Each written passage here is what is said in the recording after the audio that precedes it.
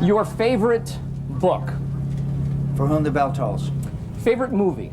Viva Zapata. Charlton Heston. Marlon Brando. Close enough. Senator, how do you reconcile the fact that you were one of the most vocal critics of pork barrel politics, and yet, while you were chairman of the Commerce Committee, that committee set a record for unauthorized appropriations?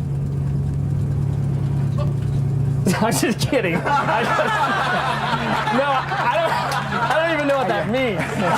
What I read, for me being a armchair comedy history quarterback, is the first piece that became sort of known as the modern day Daily Show as we know it was, I think it was Steve Carell, newly hired Steve Carell, doing a piece on the John McCain bus. And just a little background, we were always looking for new correspondents, especially after we lost Brian and Nate Whitney Brown. And Stephen kept saying, listen, I got this friend. He's out of work. He lives in LA. He's the funniest guy I know. His name's also Stephen. We should try him out. Now, the upcoming Supreme Court debate could even be a hotter button issue than Americans not sleeping enough. That's why it's the subject of tonight's Even Steven.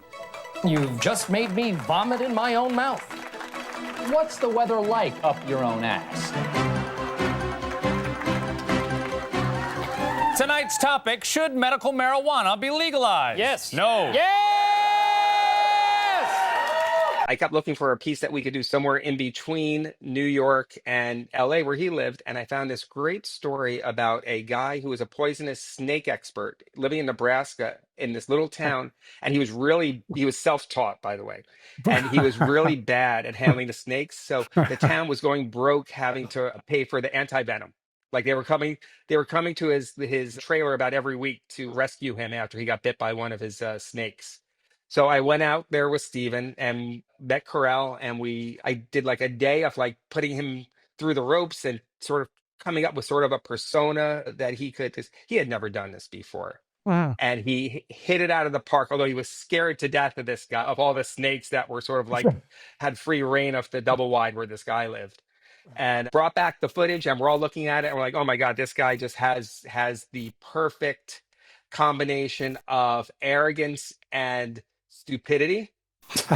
and Carell, so he was like, I did, I don't know, at least a couple of dozen stories with Carell. As soon as the 2000 election came, we're like, listen, this is like something that we have to take ownership of. And what was nice is that no one knew who we were. So we could ask the stupid questions and no one thought we were trying to be funny.